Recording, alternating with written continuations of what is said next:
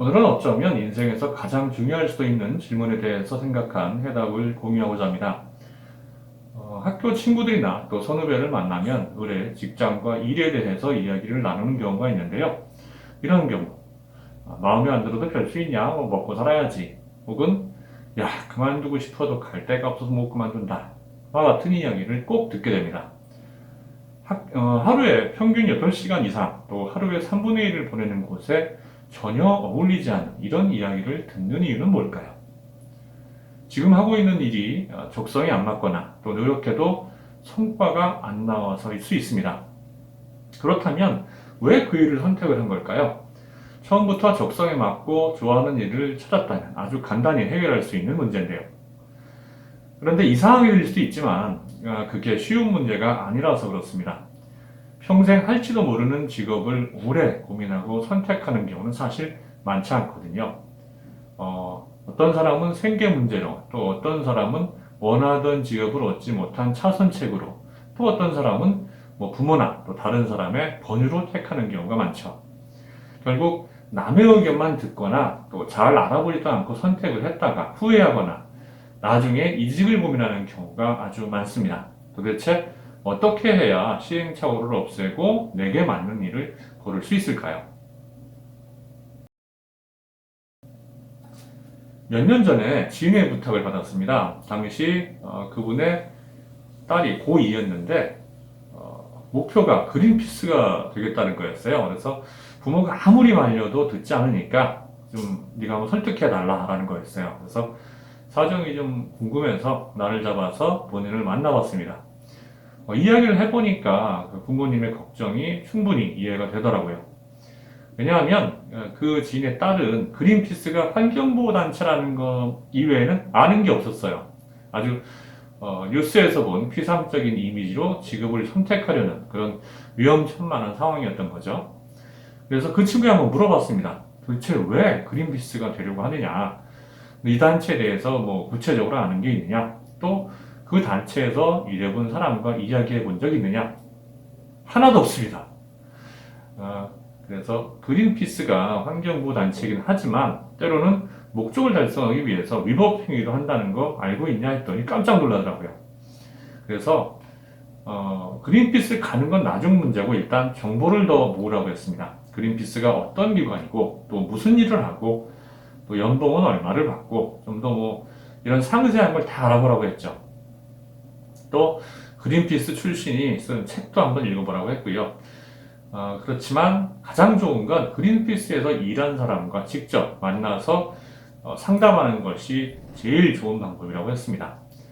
만약에 그런 사람을 찾으면 알고 싶은 사람들을 구체적으로 물어보라고 했고요. 자, 그렇게까지 한 다음에도 결심이 바뀌지 않으면 인턴이나 혹은 알바도 해보라고 했습니다. 어떤 일을 아는 것과 또 경험하는 건 전혀 다른 문제니까 신중하게 준비하라고 했죠. 제 조언이 효과가 있었는지는 몰라도 그 친구는 고3 때 결정을 바꿨습니다. 제가 그 친구한테 조언을 해준 이유는 저도 그 나이 때 똑같은 오류를 거쳤기 때문이었습니다.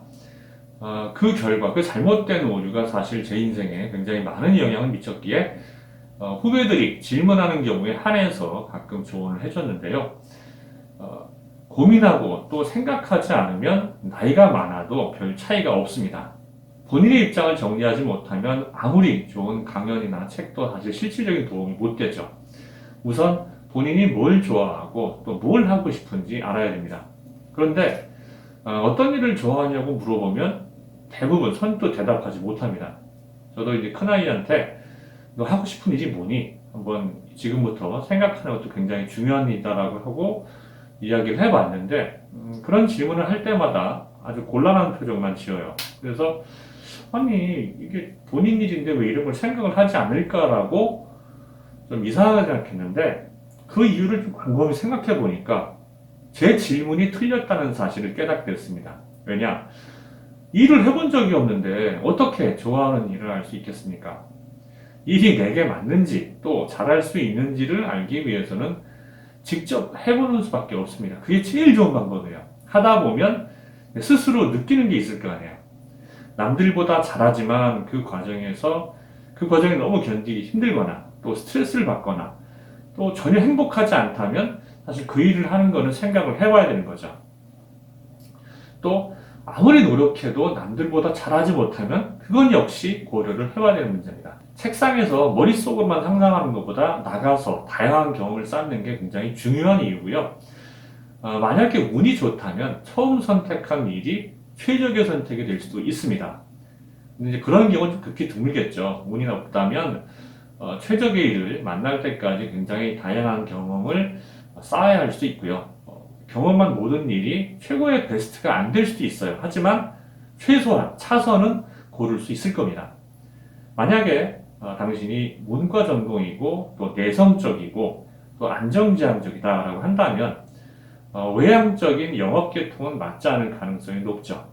또 다른 팀원들하고 잦은 소통도 해야 되고 또 협업을 해야 되는 프론트 오피스보다는 지원 업무를 주로 하는 백업 부서를 좀 더 편안하게 여길 수 있습니다. 재무나 회계부서 같은 경우라면 당신의 강점을 살리면서 전문가로 성장할 수도 있을 겁니다. 그런데 나는 내성적인데 막상 해보니까 의외로 영업을 잘할 수도 있습니다. 제가 예전에 알던 기자는 술을 한 모금도 못했거든요. 술자리마다 빠지질 않았어요. 술을 한 잔도 안 먹으면서. 그러면서도 거기에 어울려가지고 기사를 쓰는 노하우를 터득을 하더라고요. 그래서 하기 전에는 아무도 이 일을 잘할지 못할지 자신할 수가 없습니다. 상상만 하지 말고 다양한 경험을 하는 게 최선이죠. 자, 그런데 경험을 하려면 제대로 해야 됩니다. 대충 수박 겉핥기 식으로 하면 경험을 할 이유가 없어요. 만약에 당신이 광고 대행사에서 일하고 싶다. 그러면 학창 시절에 공모전에 많이 참여를 해보십시오. 그래서 성과를 많이 내면 그 광고 대행사에서 일단 주목을 하겠죠. 그리고 그렇게 되면 당신이 가고자 하는 그 광고 대행사에서 알바나 인턴을 할 기회가 생길 겁니다. 그럴 때 임시직이라고 본인이 선을 긋지 말고 거기 있는 직원들하고 똑같이 일해보십시오. 만약에 당신이 나는 알바고 나는 인턴이야 라고 선을 딱 그으면 회사도 절대 직원처럼 일을 시키지 않습니다.